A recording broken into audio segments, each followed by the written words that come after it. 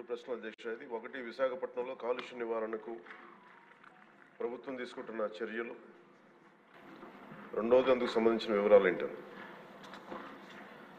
విశాఖపట్నం ఆంధ్రప్రదేశ్ ఈశాన్య తీరంలో యారాడు కొండలు, సింహాచలం కొండలు, పైరు కైలాసగిరి కొండల మధ్యలో ఉంది. దాని స్థలాకృతి లక్షణం కారణంగా దీన్ని తరచుగా బౌల్ ఏరియా అని పిలుస్తారు. ఈ కొండల కారణంగా శీతాకాలంలో ఉష్ణోగ్రతలు తక్కువగా ఉండటం వల్ల పరిశ్రమల నుండి ఉత్పన్నమయ్యే వాయు కాలుష్య కారకాలు వాతావరణంలో వ్యాపించకుండా భూమి ఉపరితలం మీదనే ఉండిపోతున్నాయి. గత కొన్ని దశాబ్దాలుగా విశాఖపట్నం గణనీయమైన పారిశ్రామిక అభివృద్ధిని చవిచూస్తుంది.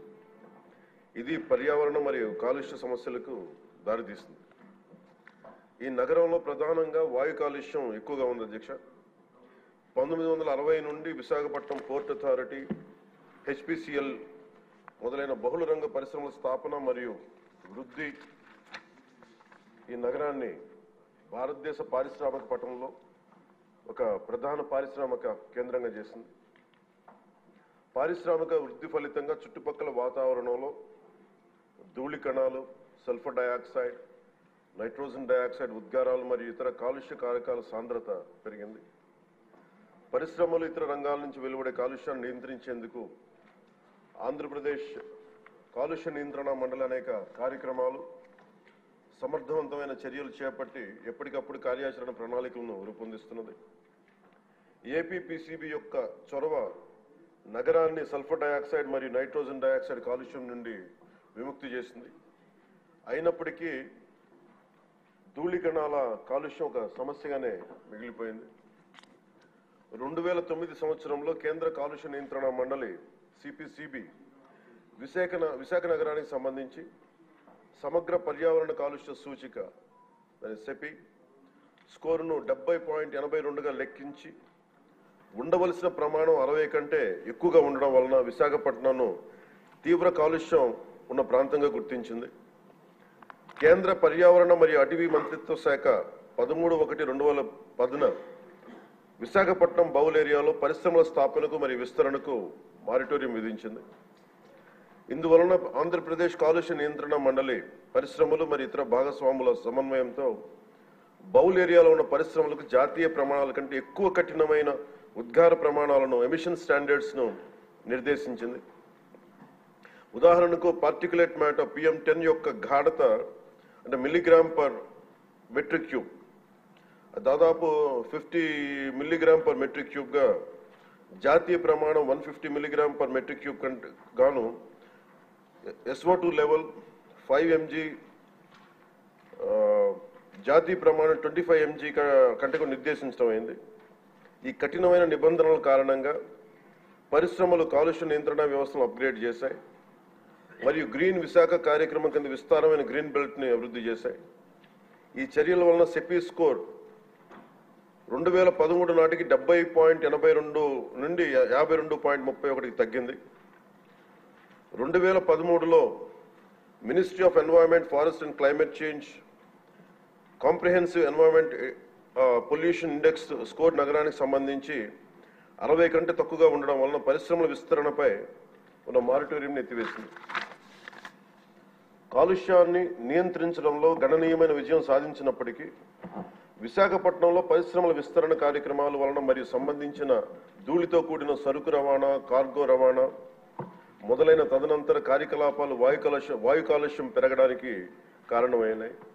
నగరంలో పార్టికులేట్ మ్యాటర్ అంటే ముఖ్యంగా కణ కాలుష్యం, దుమ్ము, ధూళి, మసి, పొగ ఈ లెవెల్స్ జాతీయ ప్రమాణాలు 60 మిల్లీగ్రాములు మించినందున వాయు నాణ్యత మెరుగుదల అవసరమని ఆంధ్రప్రదేశ్లోని మరో 12 నగరాలతో పాటు విశాఖపట్నంను నాన్ అటైన్మెంట్ సిటీలుగా సిపిసిబి గుర్తించింది. సిపిసిబి జీవీఎంసీ, జిల్లా పరిపాలన, రవాణా శాఖ, పరిశ్రమలు, పౌర సరఫరాల శాఖ వంటి సంబంధిత భాగస్వామ్య శాఖల సమన్వయంతో APPCB national clean air programme కింద నగరంలో వాయు కాలుష్య స్థాయిలను తగ్గించడానికి కార్యాచరణ ప్రణాళికను రూపొందించింది. ప్రభుత్వం సిపిసిబి, ఏపీపీసీబీ అన్ని భాగస్వామ్య శాఖలచే ఆమోదించిన కార్యాచరణ ప్రణాళిక అమలును నిశ్చితంగా పర్యవేక్షిస్తుంది. పరిశ్రమల నుంచి వెలువడే వాయు కాలుష్య ఉద్గారాలు, పరిశ్రమల కార్యకలాపాలు, పట్టణ అవసరాలకు సంబంధించిన సరుకు రవాణా నుంచి వెలువడే ఉద్గారాలను నియంత్రించేందుకు ఏపీపీసీబీ పలు చర్యలను చేపట్టింది అధ్యక్ష. అంతేకాకుండా పరిశ్రమలు ఉత్పత్తి చేసి వ్యర్థ జలాలను శుద్ధి చేయడానికి తగిన సామర్థ్యం కలిగిన ఎఫ్లూయెంట్ ట్రీట్మెంట్ ప్లాంట్లను ఏర్పాటు చేయడానికి ఏపీపీసీబీ పరిశ్రమలను నిశితంగా పర్యవేక్షిస్తున్నది.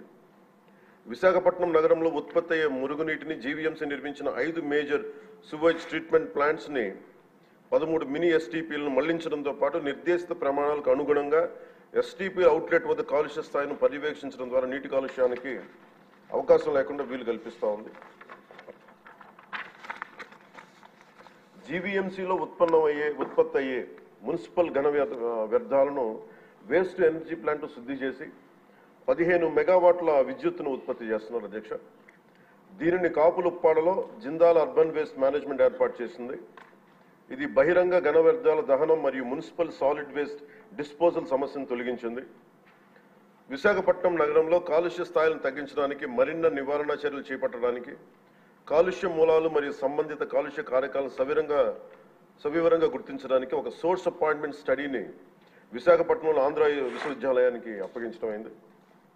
ఏపీపీసీబీ ఎప్పటికప్పుడు పరిశ్రమలను పర్యవేక్షిస్తూ వాయు కాలుష్య నియంత్రణ వ్యవస్థలను, వ్యర్థాలను శుద్ధి వ్యవస్థలను అప్గ్రేడ్ చేసి ఆపరేట్ చేయాలని ఎప్పటికప్పుడు ఆదేశాలను జారీ చేస్తుంది. Real time pollution monitoring systems ద్వారాను మరియు భౌతిక తనిఖీల ద్వారా పరిశ్రమలను ఏపీపీసీబీ పర్యవేక్షిస్తున్నది. ఈ చర్యల యొక్క వివరాలను అనుబంధంగా సభా సమక్షంలో ఉంచడం అయింది. పరిశ్రమల పర్యావరణ ఆడిట్ వ్యవస్థను కూడా ప్రభుత్వం ఏర్పాటు చేయనుంది. పరిశ్రమల్లో పర్యావరణ ఆడిట్ నిర్వహించడానికి భారత ప్రభుత్వం పర్యావరణ మరియు అటవీ మంత్రిత్వ శాఖ 2024 జనవరి 29న ఒక ముసాయిదా నోటిఫికేషన్ జారీ చేసింది. పర్యావరణ సుస్థిరత మరియు పరిశ్రమల వృద్ధికి నిబద్ధతలో భాగంగా పర్యావరణ చట్టాన్ని పాటించేలా చూడటానికి మరియు మెరుగుదల అంశాలను గుర్తించడానికి ఏపీపీసీబీ పరిశ్రమల్లో క్రమం తప్పకుండా పర్యావరణ ఆడిట్ నిర్వహిస్తున్నది. పరిశుభ్రమైన పర్యావరణ లక్ష్య సాధన కోసం ప్రజలతో సహా సంబంధిత భాగస్వాములందరినీ చైతన్యవంతం చేయడానికి ఆంధ్రప్రదేశ్ పొల్యూషన్ కంట్రోల్ బోర్డు మరియు ప్రభుత్వం చిత్తశుద్ధితో కృషి చేస్తున్నాయి. స్వచ్ఛమైన గాలి, స్వచ్ఛమైన నీరు, భవిష్యత్ తరాల శ్రేయస్సు కోసం సురక్షిత పర్యావరణ పద్ధతులతో రాష్ట్రాభివృద్ధి కట్టుబడి ఉన్నాం.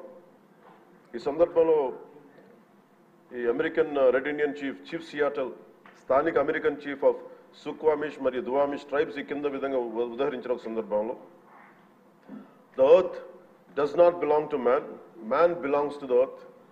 We don't inherit the earth, but we borrow it from our children. ఆయన మాటలు సమస్త జీవరాశుల పరస్పర అనుసంధానాన్ని, భావితరాల కోసం ప్రకృతి ప్రపంచాన్ని గౌరవించడం, పరిరక్షించడం యొక్క ప్రాముఖ్యత నొక్కి చెప్తున్నాను. Thank you. చాలా ఇంపార్టెంట్ క్వశ్చన్ అండి మినిస్టర్ గారు.